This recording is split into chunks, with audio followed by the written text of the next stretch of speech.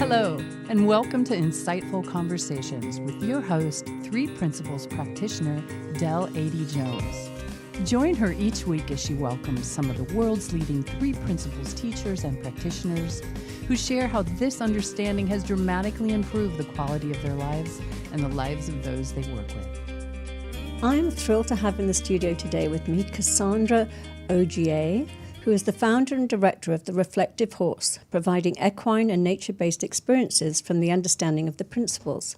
She's a pioneer in the field of equine guided education and equine assisted therapy, and a leading name in the development of horse-based personal reflection programs. In her practice spanning over a decade, Cassandra partners with horses as allies and spiritual guides, serving multiple clients, the demographics from corporate leaders to adults and teenagers recovering from trauma, addiction, and mental health challenges. She sees how this natural portal to insight-based learning influences and uncovers each person's true essence, grounded presence, and innate connection to limitless potential. So, hi, Cassandra. Welcome. Thank you for joining me today. So, we've just come back from this amazing trip together. We were just discussing it in Peru. And you were telling me back then about how you first started in this. And so, when did you first start working with horses, or when did you even feel that connection, something special with horses? So when I was probably about 6, I first had my encounter with horses, and I feel like it really informed and grounded me in my life, even at that time, with a bit of a chaotic childhood. And definitely I had that sense that it was, a peaceful place and somewhere where I could connect. Without the, the chatter and the everything that was kind of going on in my life. So that was the very beginning. So was that sort of like an unconditional love you felt with horses, or what was the connection? I felt like very simple, no judgment. There's no verbal communication. It's all experiential, and being in nature as well really kind of led that. So, yeah. So did you always know you were going to go into the therapeutic world with working with horses, or did you do something else on the way? No. So, I probably went a similar route to, a lot of young women growing up. And I rode horses and, went down to the farm every morning at 4 a.m. to get my rides in. And actually, when I left school, I worked with horses in England in hunting yards, fox hunting yards, so training horses. And it wasn't until after I'd had my 3 sons that I revisited being with horses. And I had the opportunity actually to ride with a jockey from the Paolio, which is the crazy bareback race in Siena in Italy. Yeah. And really what I wanted to do was take all the tools of control away and explore the relationship with the horse without, metal in the mouth, without a saddle. And it was a huge personal development piece for me, just in trust, in connecting somatically with, my center, with, being very present with the horse. And how old were you then? I was actually... I was in my mid-30s. Okay. Because I'd had my 3 sons. Yeah. So you prior to that, you'd always used, like you said, I love that, what's not a kind phrase, but the control methods of a bridle and things like that, and a saddle. Yes. So this was you actually just riding bareback. Completely. With no tools. Wow. And Roberto, who was my teacher, literally rode me through the forest with a rope, and sometimes I didn't even have anything to hold on to but just the mane of the horse. So there was a point where, it took a while, but there was a point where he let the horse go, and I think I had a rope, and we went kind of down a ditch and back up the hill, and I suddenly felt like I was at one with the horse. Really, it was now was this galloping or cantering or walking? Or it what? was cantering. Yeah. Cantering. Wow. Yeah. I can't believe I know that word. I It's know, coming back that's from my great. childhood. Yeah. I think I shared with you my sister. We used to sort of get a loaner horse over the winter months, and we didn't have all the accoutrements either. So my sister would love to sort of jump on the back of a horse and grab the mane and just sort of gallop off with it. Yeah. So, And there's a fearlessness about that when I was a child and, with your sister, there's something about not the restriction or the thinking that we could get into trouble or we could fall off. It's just so spontaneous. And I think that really that's kind of what I revisited in my 30s with Roberto, was remembering something that was before fear, before thinking, And it the horse must, connect with you on such more of a deeper level too, trusting you that you weren't hurting it or trying to control it, that you were one with the horse. That it's beautiful. a relationship. Yeah, it's exactly. a relationship. Yeah, exactly. So from that, I know that you went into, about 10 years ago, you went into the field of therapeutic work with horses. I know you're not a therapist, you're a coach. But how did that come about? Well, I think that it's just to lead on from that work with Roberto. In England, I was working in schools with teenagers and also parents and teachers in emotional intelligence models and communication models. So whilst I was working with the horses, I was also going into schools with, small teams. And I started seeing that there was something about the teenagers and how I thought they could be really informed by being with the horses. So that was an idea that came to me in England. Wow. But there wasn't really anything out there in England that I could see at the time, which was probably sort of early 2000s. Wow. And then I made the transition with my family to come over to California. And I started looking around and I could see that there was equine-assisted psychotherapy, which was something that was, rising up. A lot of it, the time working with either prisoners in prison or, teenagers in recovery, adults in recovery. So I did take all those trainings. I started in Belgium, but then I took some more trainings when I came to the States. And then got into Equine Guided Education, which is more of the coaching modality that I was trained in 2007. Wow. So when did you come across the principles and how did that impact your life? Yeah. So I, as I was saying to you before, that I feel like I've always been coming from that understanding of the principles, and especially working with horses, because it is this simplified taking away of our of the chatter in the mind, and a lot of what I do with the horses is actually helping people to ground themselves in the body. It's in nature. There's a peaceful setting, and just being around the horses in their grounded presence, which of course they are all the time, it takes away a lot of the personal thinking. And people, I think the main part of it is that there's an awareness of when you're in your thinking and when you're not.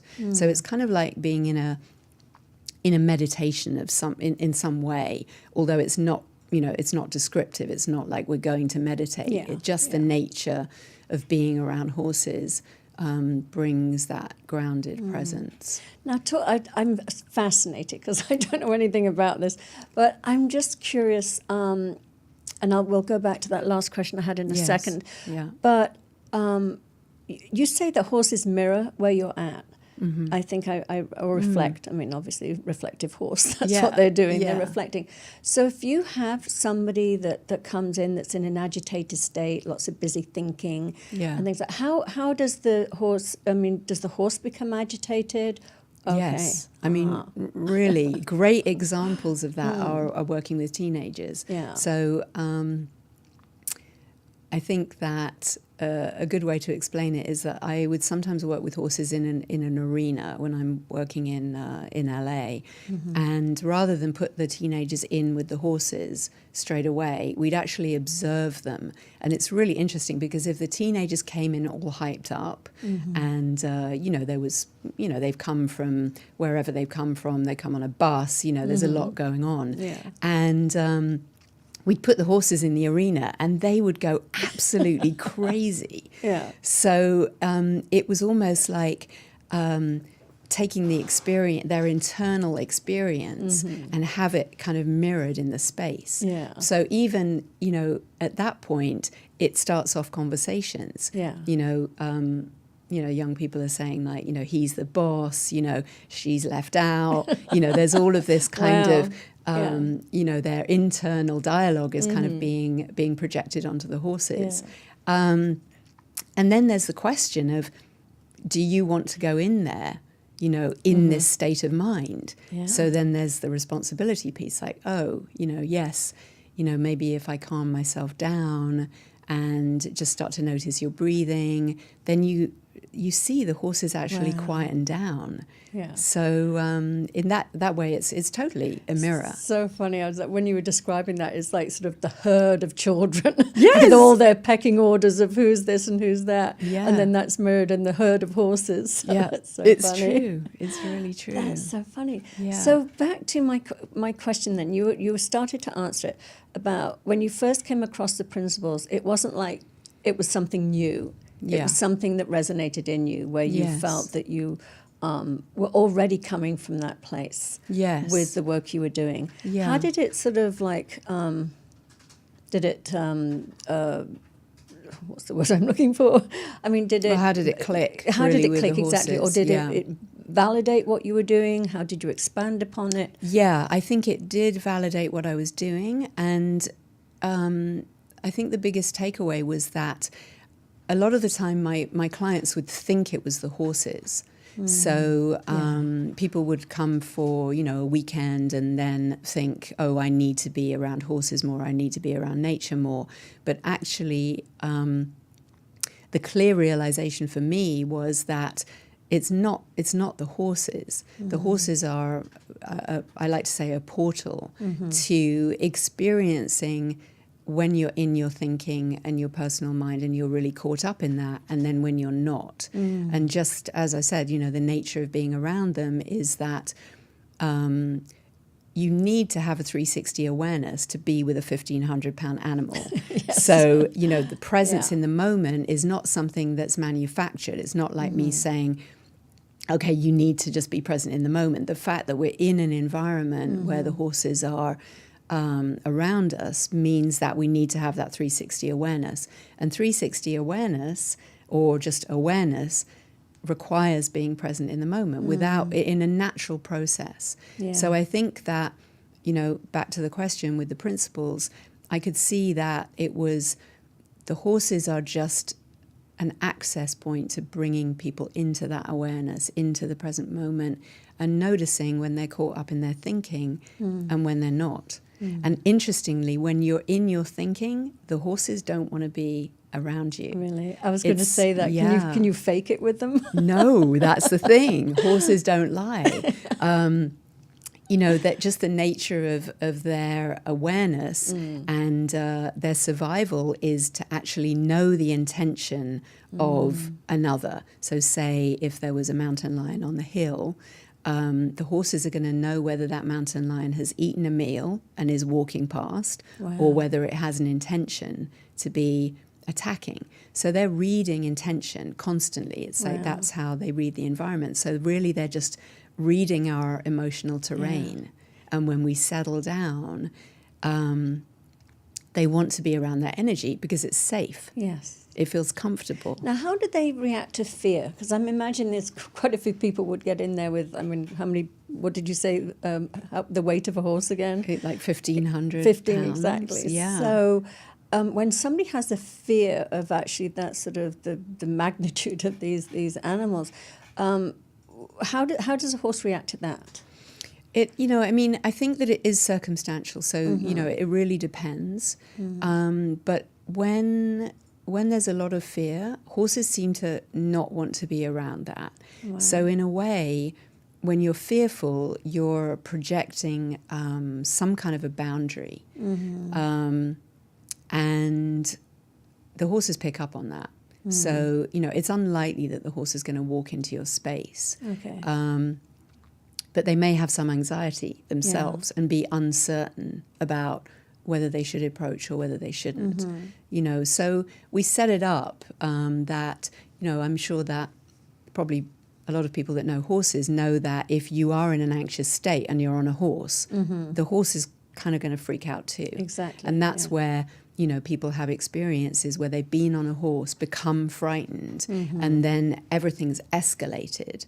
So it's almost like deconstructing that and just getting people into the realization that when they do calm down and when they start breathing and when they start relaxing their body, that everything actually starts to calm down. So it's a great metaphor for, when we get caught up in our thought and when we're more relaxed and allowing, and that's when the horse is more likely to approach. And when fear comes up again, they're more likely to stop. Now, what about things like, I know that it's this form of therapeutic use with the horses is used in addiction, a lot with addiction. How does that specifically, is it just in the grounding and the centering, or how does somebody sort of overcome some sort of, dealings with addiction or trauma, post-traumatic stress disorder? It really is. I mean, it's all the same. It's all in the same. Yeah. It's all in the same realm. That there's something about being in the presence of a horse, which has been measured, like heart math, and just seeing the resonance that the horse's energy has on people. So there's an element of it that's kind of undefinable and a little magic. Yeah. But I think that there is something about the non-judgment of feeling safe, and that when you're intrinsically you and when you're in your authenticity, which is underlying, any mental challenge or any addiction, the horses respond to that. And I think that what I see is that people who are defining themselves by, their trauma or by their addiction, when they come around the horses are not seeing any of those, those ideas or concepts that they have about themselves. So when that's actually felt, that it's not that they're following anything that is other than your true nature. It's almost like a validation of that part of yourself, that whatever it is that your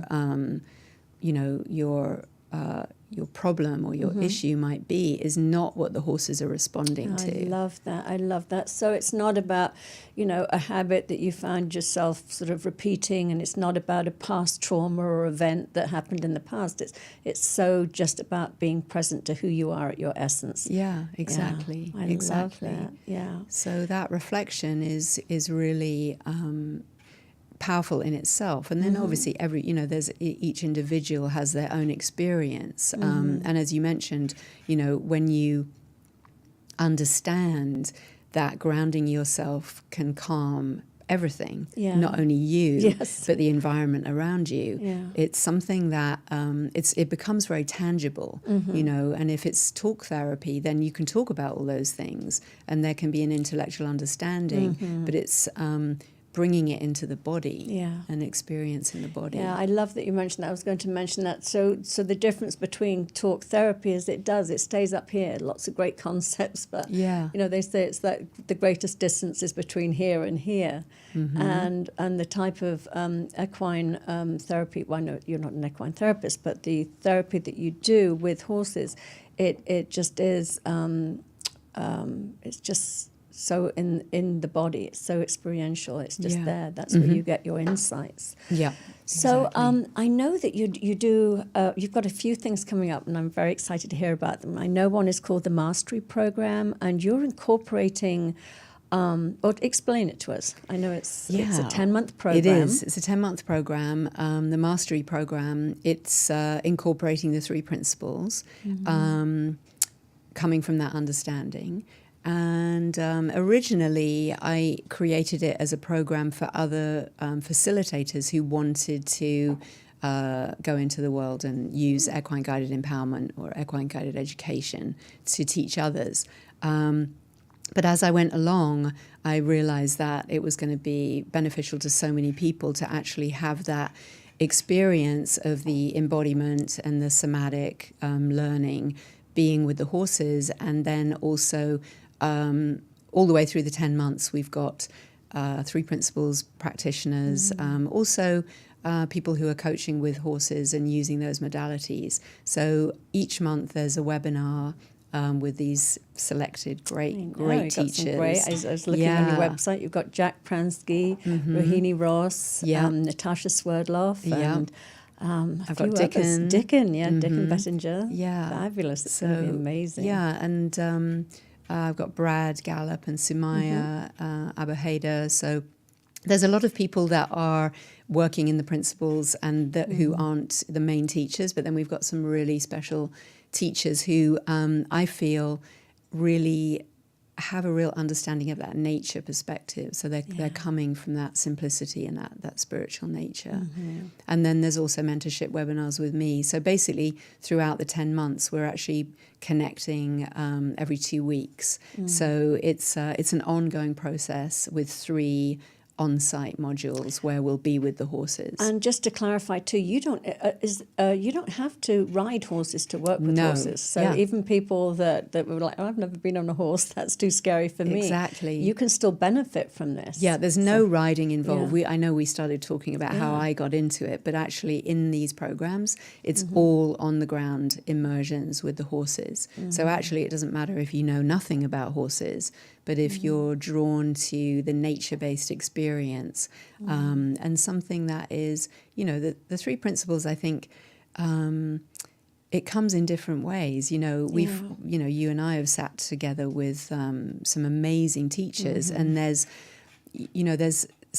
one teacher, it resonates more, and I think that's the beauty of us all offering something that, may really impact somebody and not so much the other. So, it's something that if you follow your guts on what it is that you want to follow, then yes. I always call it my 3P box of chocolates. I love all the different flavors, all the different, you might have your favorite, but we're all talking about the same thing. Yeah. But somebody says it in such a way that it resonates.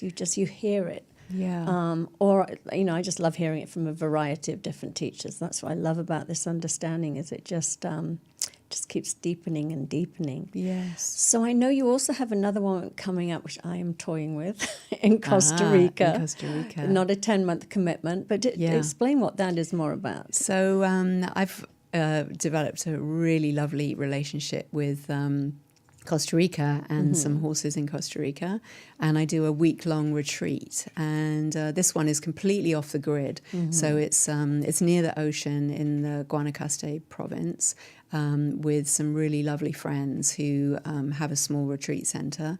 So actually when we arrive there's going to be no cars. We're not going to get in a car.